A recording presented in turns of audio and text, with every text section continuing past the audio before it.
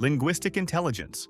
Linguistic intelligence is the ability to turn thoughts into words. While some people cannot clarify what's going through their minds, someone with high linguistic intelligence can summarize it in a few sentences.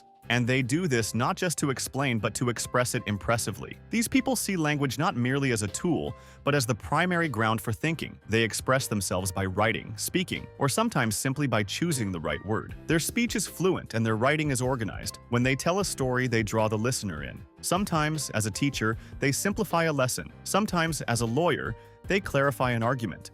Sometimes, as a writer, they put emotion onto the page. They form strong bonds with words. That's why they stand out in fields like journalism, literature, advertising, and law. For them, language is both a form of expression and an analytical instrument. Someone's ability to easily simplify a text or to describe a complex situation in a single sentence is a direct sign of this intelligence. Logical intelligence. Logical intelligence is less about intuiting cause and effect and more about analyzing it. A person who asks, "Why did this happen?" when an event occurs has high logical intelligence. Even if they don't have a special interest in numbers, they care about structures, systems, and relationships. Someone strong in this intelligence can break down a complex order and examine its parts. They think with data, reason, and draw conclusions.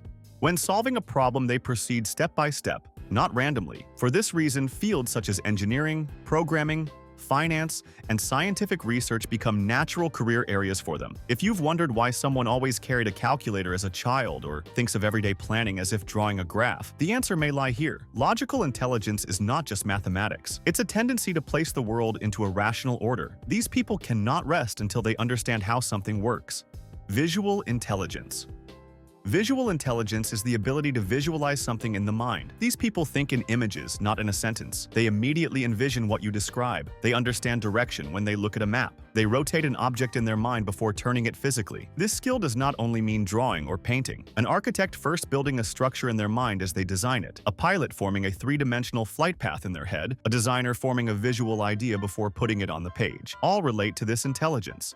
When this intelligence is strong, the person can make the abstract concrete. A photographer, an architect, or a game designer are all people who form a visual order inside their mind and transfer it to the outside world. Some people cannot learn by reading. Others understand simply by looking. That everyday difference is exactly the manifestation of visual intelligence.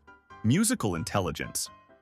Musical intelligence is the ability to distinguish sounds, rhythms, and tones. Those who get lost in a melody, who are irritated by a wrong note, or whose feet won't stay still without feeling the rhythm, stand out in this intelligence type. For these people, music is more than entertainment. It is a form of communication. They express emotions through sound. They can derive meaning from a tone. Some use this skill on stage: musician, singer, conductor. Others work behind the scenes as composers, sound engineers, or film score designers.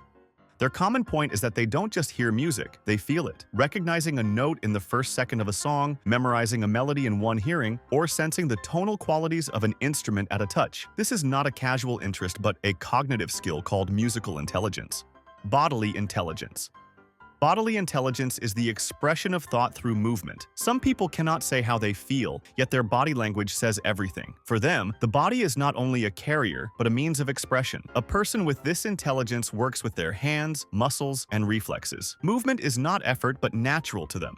A dancer on stage, an athlete on a course, a surgeon in the operating room, or an actor on stage use this intelligence. The same applies to craftsmen. Mastery involves not only knowledge but muscle memory. These people get bored at a desk. They move away from abstract explanation. They learn by trying, touching, and doing. Children who take things apart to understand how they work, or people who can act a role without formal acting training fall into this group. Thinking with the body is a skill, and this intelligence is thought transformed into action. Social intelligence. Social intelligence is the ability to perceive, manage, and balance human relationships. Some people enter a room and immediately notice who is unhappy or uneasy. They know how to talk to whom. They create impact not only by what they say, but by how they say it. For them, communication is not merely transferring information. Understanding the other person, listening, and empathizing are the core components of social intelligence. Working with people, managing group dynamics, and resolving conflicts are natural territories for this intelligence. That's why teachers, psychologists, sales consultants, managers, and leaders stand out in this intelligence type. But it's not only about profession. You can see it in everyday life. The person who gathers the group, the one who eases the atmosphere, the person who can say with a look, "Are you okay?" They usually belong to this group. Social intelligence is a combination of emotional intuition and analytical intelligence. And sometimes it's needed not to solve the most complex problem, but to understand the most complex person. Intrapersonal intelligence. Intrapersonal intelligence is the ability to understand, recognize, and manage oneself. Some people don't even know what they feel. A person with strong intrapersonal intelligence not only knows what they feel, but also why they feel it. These people aren't afraid to be alone. In fact, they sometimes need solitude. Connecting with their inner world comes naturally, but this is not introvertedness, it's an inner clarity. The aim is to recognize one's values, boundaries, and motivations. That's why writers, counselors, therapists, and solo practitioners strengthen in this intelligence. Insight-based work cannot be sustained without this intelligence. A philosopher thinking silently, an artist transferring inner emotion to a canvas, these are related to this intelligence. Intrapersonal intelligence may not be visible from outside, but the clarity behind a person's decisions is often the silent voice of this intelligence. Naturalist intelligence.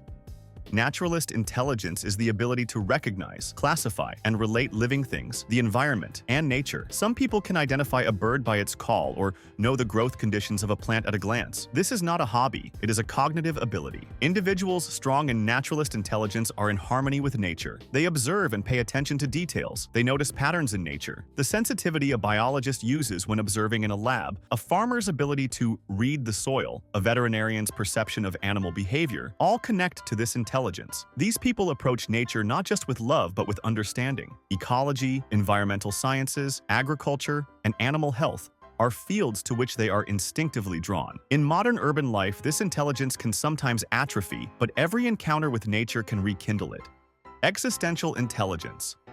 Existential intelligence is a sensitivity to life's big questions. There are questions everyone asks, but most don't dwell on much. Why are we here? What happens after death? What is reality? A person high in this intelligence does not treat these questions superficially. They probe them deeply. For these people, thinking is a necessity, not in the flow of daily tasks, but more often in silence, emptiness, or perhaps uncertainty. They engage in questioning the meaning of life. Religious, philosophical, or metaphysical subjects often circulate in their minds. Thus, philosophers, theologians, some artists, and thought leaders excel in this intelligence area. But it's not only academic, it appears in everyday life too. A child suddenly asking whether we have free will, or an adult remaining silent for a long time and wondering whether life should just pass by. These are signals of this intelligence. Existential intelligence is often invisible, but its effect is deep, because this intelligence concerns not what we do in life, but why we do it.